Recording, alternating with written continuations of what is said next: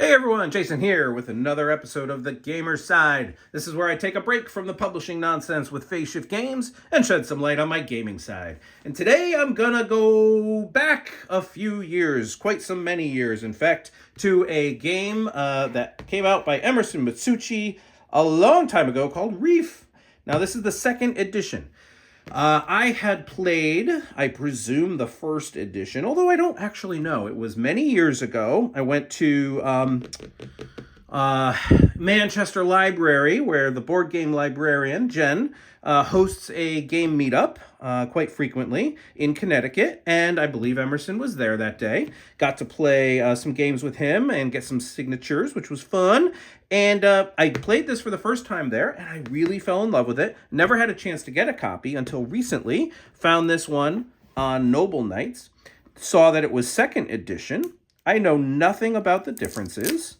I presume second is just an improvement over the first edition, but I won't be able to tell you exactly what is different. But we're going to do an unboxing here of Reef, second edition. We'll take a look. Maybe some of you watching along will know what's different.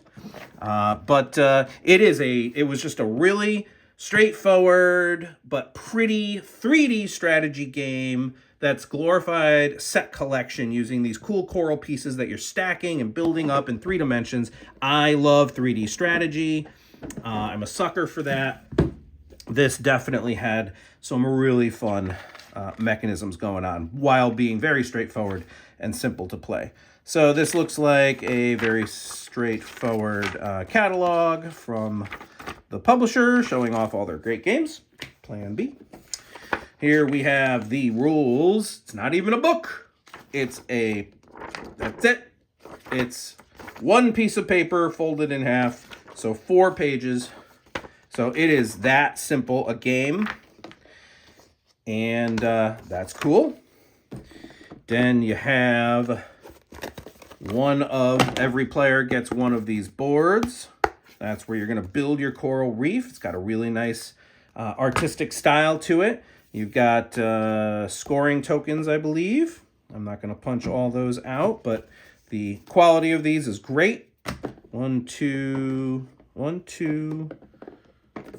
3, 4. So 4-player game. Everyone gets their own board and then just the scoring tokens. From there, ooh, I like this insert. I can already tell that it holds the different coral pieces.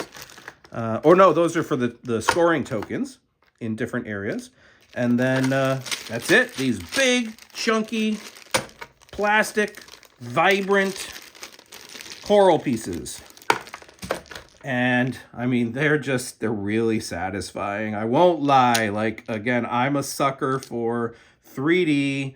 And, I'm a fidget guy. I have fidget spinners and fidget gadgets all over the place. And not for nothing, but this satisfies some of that.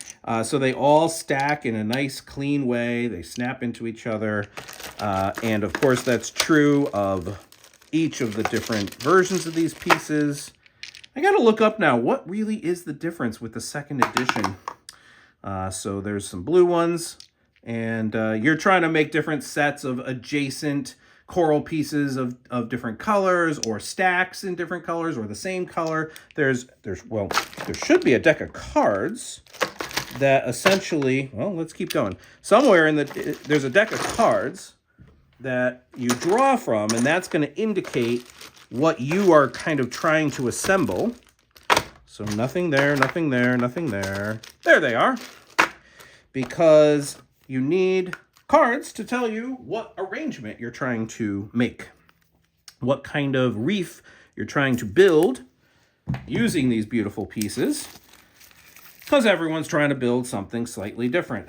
All right, so here I will try to remember, but half of this card, so you're drafting from the center of the table, these different cards. Half of the card is about what you want to build, and half of the card, I believe, is what you're going to get when you take this card. So if I draft this card, I think it gives me a blue piece. Nope. Hold on. Nope, I lied. Okay, I remember now. So when I draft this card, I get what's on the top. I get 2 yellow coral pieces.